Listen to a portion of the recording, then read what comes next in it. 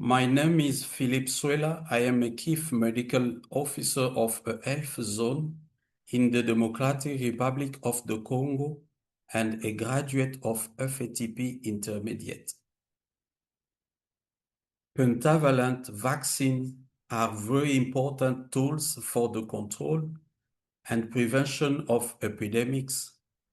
They work against 5 diseases: diphtheria, tetanus, pertussis, hepatitis B and influenza with a single injection, and are given to children in 3 doses, 1 month apart at 6 weeks, 10 weeks, 14 weeks of age as part of routine immunization.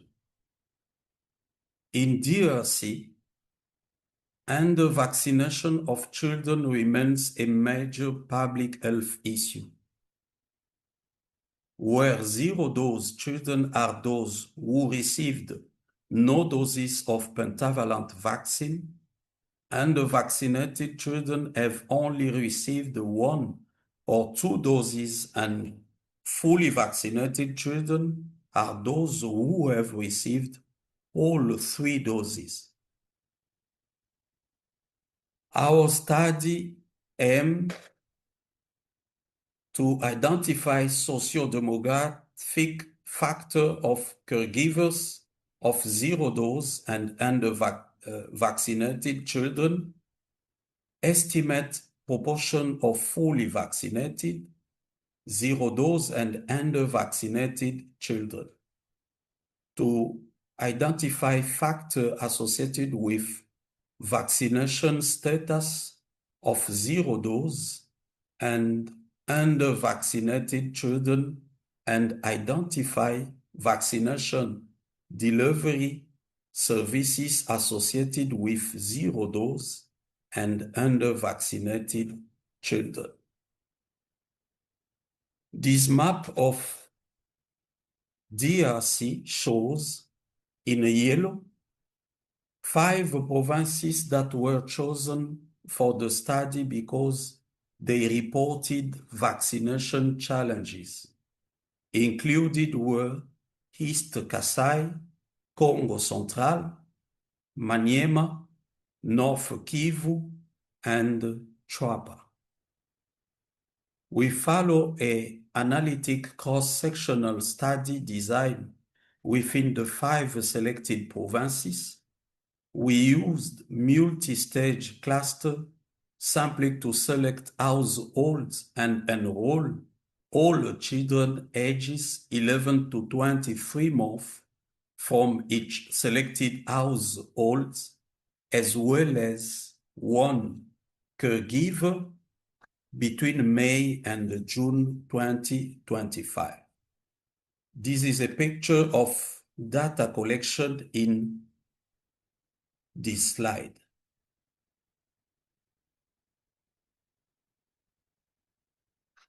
To more fully collect information about the vaccine history and services of children, we asked the caregiver for the child vaccination card. When the vaccination card was not available, information was obtained from the caregiver via in-person interviews. Caregivers were asked about the child vaccination history, services received, and the vaccination experience.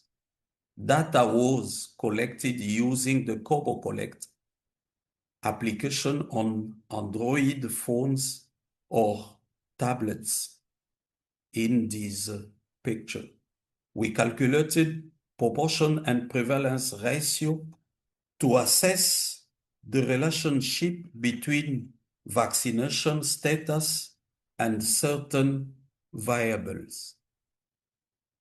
We sampled 2,598 households and enrolled caregivers who were mostly female, farmers, ages 18 to 27, and Christian. we found that half the children were female and slightly more than half were 17 to 23 months of age. This slide presents the distribution of zero-dose children across the provinces when we take into account the vaccine card and the caregiver's statement. We found that 58% of children sampled were zero dose, and that the majority of these children did not have a vaccination card. 21% of children were fully vaccinated, and 21% who were under-vaccinated.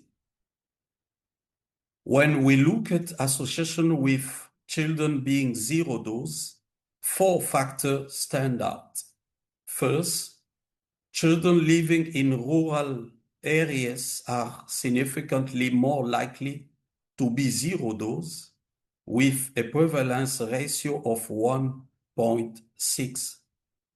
Second, long waiting times during vaccination sessions are more associated with children who are zero dose.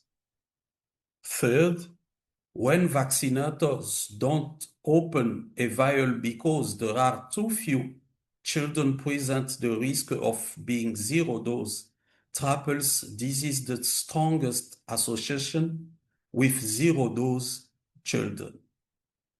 Finally, caregivers' education level seems to play a major role, as we found that children of less educated caregivers are twice as likely to be zero dose. Here we examine the factor linked to under-vaccinated children, similar to zero dose children. For men, determinants emerge. First, rural residence doubles the likelihood of a child being under-vaccinated. Second, when vaccinators hesitated to open a vaccine vial because there are too few children present, the risk of being under-vaccinated increases by 50%. Third, shortage of vaccines and supply are also associated with being under-vaccinated, raising the risk by about 1/3. Again, we see the education level of caregivers is critical, where children of less educated caregivers are more likely to be under-vaccinated. We found the majority of children in our study were zero-dose children and without a vaccination card, in comparison to fully vaccinated and under-vaccinated children. Zero-dose children and under-vaccinated children were associated with low educational level of caregivers, long wait during vaccination session, rural residence of the child, low number of children present to open vaccine vial. We recommend increased vaccination at the provincial level, strengthening stakeholder capacity and implementing strategies to find under-vaccinated and zero-dose children. Thank you.